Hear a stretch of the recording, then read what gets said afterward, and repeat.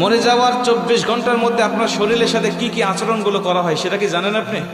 বর্তমান বিজ্ঞান বলছে একটা মানুষকে যখন দাফন করা হয়, এই দাফন করার 24 ঘন্টার মধ্যেই তার শরীরের মধ্যে পোকার উৎপত্তি হয় এবং এই পোকাগুলো নিজেরা তার শরীর খাইতে থাকে এবং অন্যান্য পোকাগুলোকে আমন্ত্রণ করতে থাকে গন্ধের দ্বারা, এবং এতটা শরীর থেকে গন্ধ বের হয় এবং এই পোকাগুলো তার অঙ্গের বিভিন্ন অঙ্গ প্রত্যঙ্গ দিয়ে বের হতে থাকে এবং অন্যান্য পোকাগুলোকে আমন্ত্রণ করতে থাকে।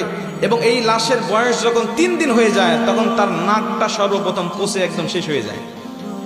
সব ঠিক আছে, আপনার হাত পা শরীর সব ঠিক আছে, কিন্তু সর্বপ্রথম আপনার নাক পচে যাবে এবং এখান থেকেই পচনটা শুরু হবে। এখান থেকেই পোকা পুরা শরীরের বাহিরে চলে আসবে, পুরা শরীরের বাহিরের অংশগুলো খাইতে থাকবে।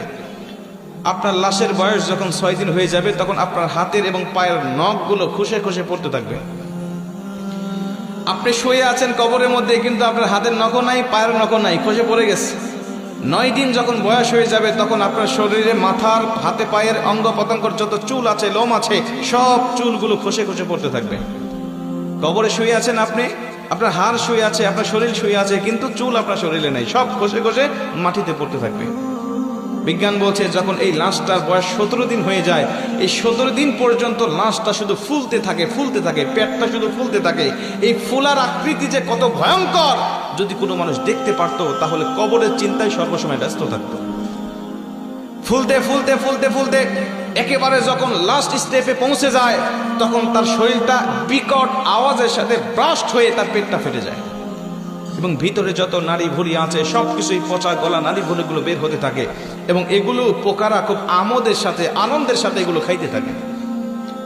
খাইতে খাইতে এই লাশের বয়সটা যখন 60 দিন হয়ে যায়, লাশের বয়স 60 দিন হয়ে যাওয়ার পরে তার শরীরের 1 ইঞ্চি পরিমাণ গোস্ত থাকে না, চামড়া থাকে না, সব কিছু একেবারে শেষ হয়ে যায়।